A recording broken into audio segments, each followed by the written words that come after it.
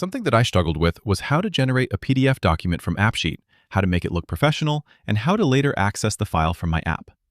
Today, we will learn how to do just that. We will create a customer information sheet. Let's start by creating a table in our Google Sheet and call it Customer Info.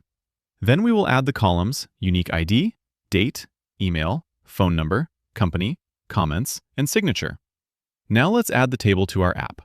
Great, let's ensure that all the column types are correct. Unique ID as text, date as date.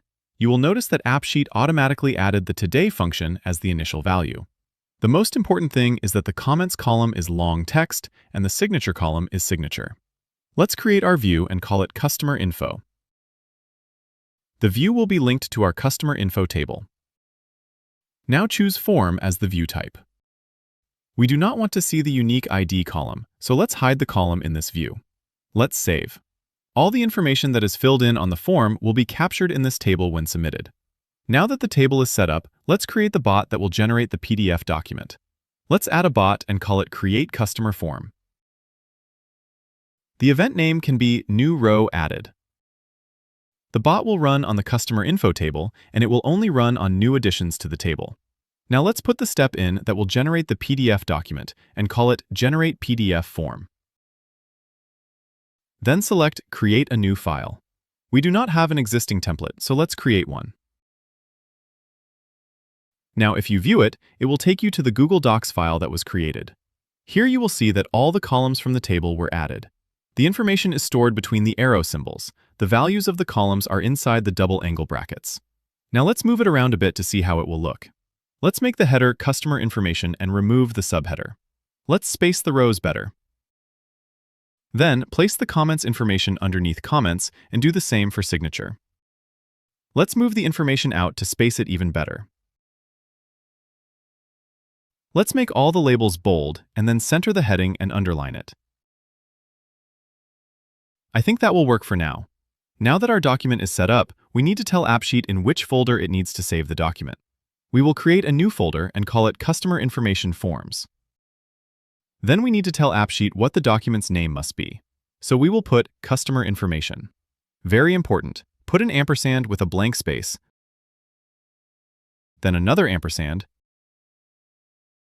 then select your name column, then another ampersand with a blank space,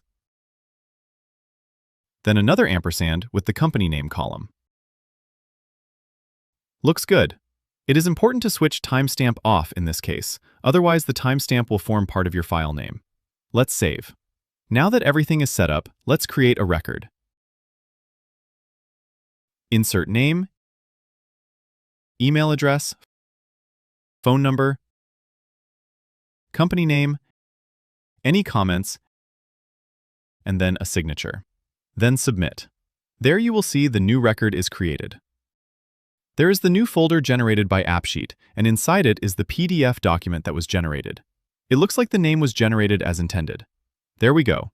This is the basic version of the file, but we can customize it to suit your specific needs. I think a header image is a good start. Let's add a virtual column where the header image will be displayed. I have an image that was captured in the Buttons table. The only thing that is important is the file path, as it was created by AppSheet. We can copy this path and paste it into the formula bar as normal text. Then we make the column type an image column and set the display name to blank. Let's save.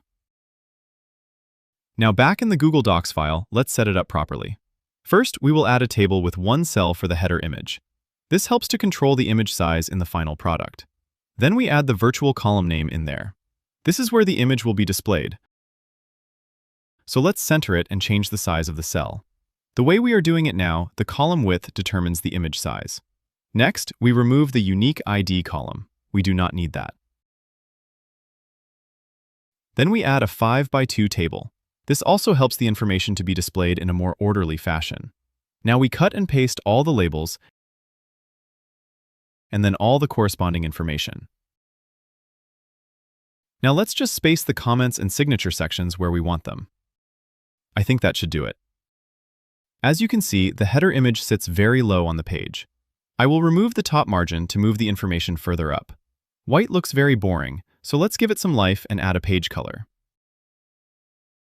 Wait, this blue is a bit too dark. Let's pick a lighter shade. Perfect. Now, to hide the borders of the tables, we can change the border color to match the page color. I think this looks great. Now, let's create another record and see how it looks. Insert name, email address, phone number, company name, any comments, and a signature. There it comes through now. This looks really good, don't you think? Now, to take it a step further, let's create a view in our app where we can access our files directly from the app. To do that, we will have to add two columns to our table. The first one will be file name. This will have to be the exact value of the file as it is stored in Google Drive. Then file URL, which will be the link that opens the file directly. We will use AppScript for that. Now, let's regenerate to add the two new columns. There are the new columns. Let's create a bot that will put the file name in the file name column. We will add a step to our bot and call it Add File Name. Then we choose Set Row Values and select the file name column. For this to be as accurate as possible, let's copy the name exactly as it is saved by AppSheet. Then we just put .pdf at the end. This is very important since AppScript will look for the file name stored in your Google Sheets table in your Google Drive, and that file name includes .pdf at the end. Let's save. To test the first part, let's add name, email address, phone number, company name, any comments, and a signature, then submit. There you can see the file name is created in the Google Sheet, and it is exactly the same as the file name as it is stored. This is a major step in the right direction. Now, we want to use this file name to get the link that opens the file from our app. Go to Extensions and select AppScript. Add a new script called Customer PDF Public. This script that I pasted in here now will be available in the description of the video. This is a script I used in another video, but we will make some changes to make it applicable to our information. This part here is your current Google Sheet ID. You will find it in this section of the URL. Copy and paste it in there. Sheet name will be the current table in your Google Sheet. You need to copy and paste the exact name. This part is the ID of the Google Drive folder where your files are stored. Copy and paste it in there. Next, we need to fill in the column number where the file name is stored. Let's count the columns. I count 9, so the URL column will be column 10. For reference purposes, this is column I and column J. Let's run the script.